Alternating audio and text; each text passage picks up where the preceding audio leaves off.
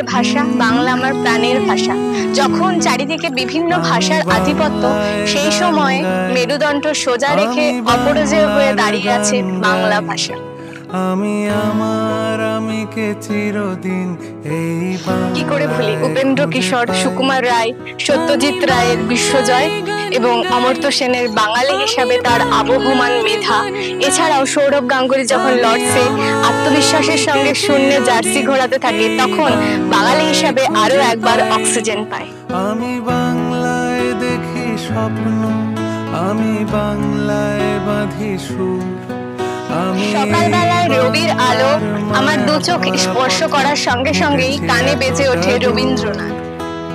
বাংলায় আমার জীবনানন্দ, বাংলা প্রাণ। স্বামীজি যখন আমেরিকার শিকাগো শহরে মানব ধর্মের জয়গান গাইলেন, ঠিক সেই সময় বাঙালির আত্মপরিচয়কে স্বামীজি তো দিয়েছিলেন কসমোপলিটান আইডেন্টিটি।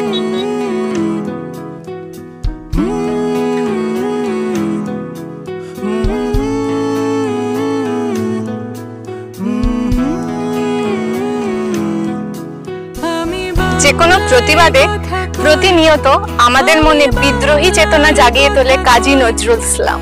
আমি বাংলায় ভাসি, বাংলায় হাসি, বাংলায় জেগে রই। প্রতিবাদের ভাষা ও তার ভাষ্য কিছুটা বদলেছে সুকান্ত ভট্টাচার্যের মতন কিশোর কবি।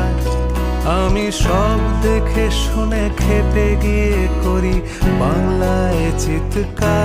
বাংলা আরো সমৃদ্ধ হয়ে ওঠে শ্রী চৈতন্যদেব, রামকৃষ্ণ পরমহংসদেব ও তার সুযোগ্য শিষ্য স্বামী বিবেকানন্দের বাংলা থেকে। আমি একবার দেখি, বারবার দেখি, দেখি বাংলার মুখ।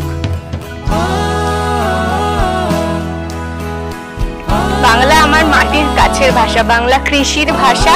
আমি বাংলায় গান গাই, বাংলা আমার জীবনানন্দ। কুসংস্কারে জর্জরিত সমাজ ব্যবস্থায় প্রতিবাদে রাজা রামমোহন রায়, পণ্ডিত ঈশ্বরচন্দ্র বিদ্যাসাগর, এছাড়াও স্বাধীনতা সংগ্রামী ক্ষুদিরাম, বিনয়, বাদল, দীনেশ আর মাস্টারদা সূর্য সেন, তাদের নেতৃত্বে পবিত্র মাটির উর্বরতাকে স্বীকার করতেই হয়। আমি বাঙালি। আমি বাংলাকে ভালোবাসি, আমি তারই হাত ধরে সারা পৃথিবীর এই এত সাহসী মানুষদের বাংলায় দাঁড়িয়ে আমরা বাঙালি, আমরা বাঙালিরা পারি বাঙালি ভাষাকে, বাঙালি আনাকে তেজোদ্দীপ্ত ভঙ্গিতে প্রতিষ্ঠা করতে। আমরা প্রতিদিন বাংলায়